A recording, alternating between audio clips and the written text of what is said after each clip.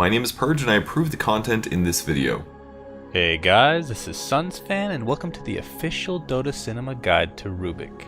If you aren't familiar with this hero, you may want to watch the introduction we did for him at the corresponding link.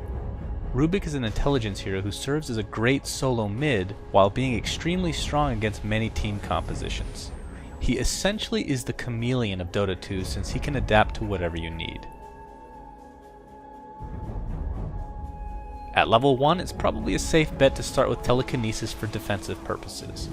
But after this, you want to max Fade Bolt by 7.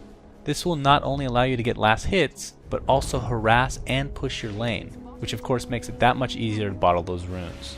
Second, you want to max telekinesis, which is an amazing spell if you really think about it. Not only do you lift a unit in the air for a certain amount of time, but you can both attack them and then fling them on another target. As you may guess, getting spell steal at the standard 6, 11, and 16 is important since this is really what defines Rubick. And then last but not least, is the passive that everyone seems to forget, Null Field. Considering your main objective is to steal some game-breaking ultimates from the opposing team, and knowing that because of that teamfights may occur more often, it's nice to have that extra magic resistance for you and your team.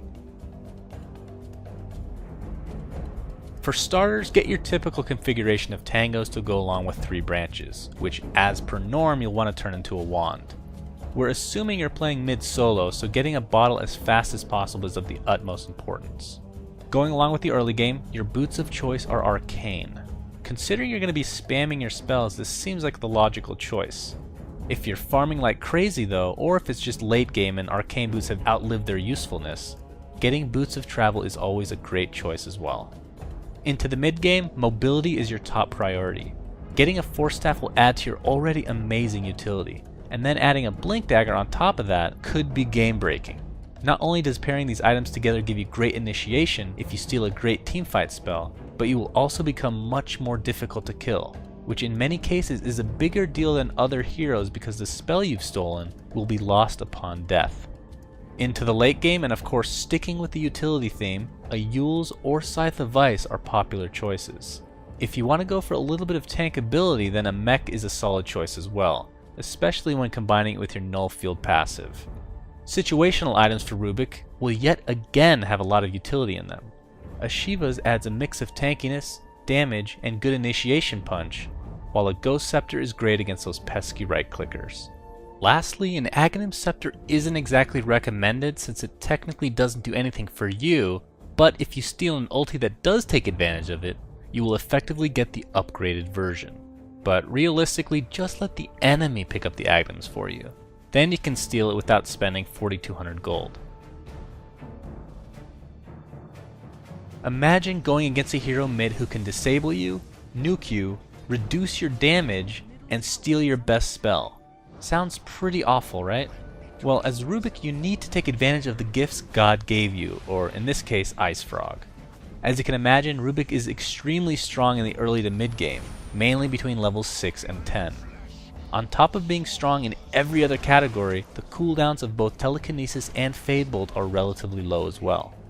But your main goal as Rubick solo mid is to control the runes and gank like crazy. Fade Bolt is used for pushing the lanes, and Telekinesis will aid you in any rune chase scenario.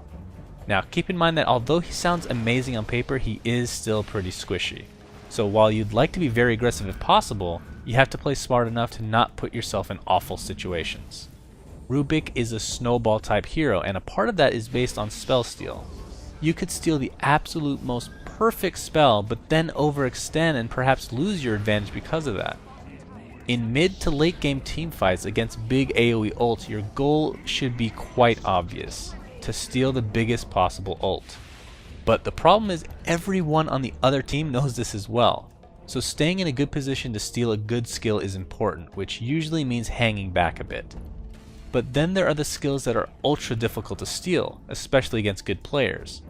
Tidehunter's Ravage comes to mind since, well, 1, the range on it is just ridiculous, and 2, he can just spam Anchor Smash right afterwards in order to cockblock you to some degree. Another problem Rubick players get into is that they sometimes get obsessed with trying to get a big ulti. Sometimes a simple Burrow Strike or range stun will be enough, because remember, a lot of times the enemy won't expect whatever spell you have because you could have anything. But keeping that in mind, They can click on you and see what spell you've stolen, so try to chill in the shadows. One last tip with spell steal is you can actually avoid the cooldown of a spell if used correctly. If you steal a spell and use it, and then steal it again right afterwards, well, you've wasted your ult because your cooldown remains the same. But if you can somehow steal a different spell and then that big ulti, the cooldown is completely bypassed. It can obviously be very difficult to pull this off, but it's still an important thing to keep in mind. Rubick is a popular guy because his friends list consists of his enemies. We've talked ad nauseum about those big ultis, which would make Tidehunter, Enigma, and Sand King great friends, but being able to steal mobility spells from Quap or Anti-Mage can be huge as well. One special mention does need to go to Morphling though, because if you steal his Morph ability, you can morph your very unimportant agility into strength, and guess what? That extra HP is permanent even if you die. Heroes that Rubick doesn't like all that much are kinda hard to come by since he's such a friendly guy, but Doombringer isn't very nice since his Doom will disable all your spells, all your mobility items, and of course drain your pitiful health. Night Stalker is also a decent counter, not only because of his silence, but because it's hilarious when Rubick steals his ultimate, thinking it was void and, well, extends night even further. One last counter would have to be Anti-Mage, which, yes, we mentioned him as a friend, but I guess it's more of a love-hate relationship, because sure, you can steal his blink, but he can just blink after you and drain your mana. Sounds like a complicated relationship to me. Thanks for watching, and please remember to subscribe to our YouTube. Also, a big thanks to Flawless and Purge for their help in writing this guide. You can check out their awesome channels in the video description. Also, be sure to visit our website at dotacinema.com and visit our Facebook at facebook.com/dotacinema.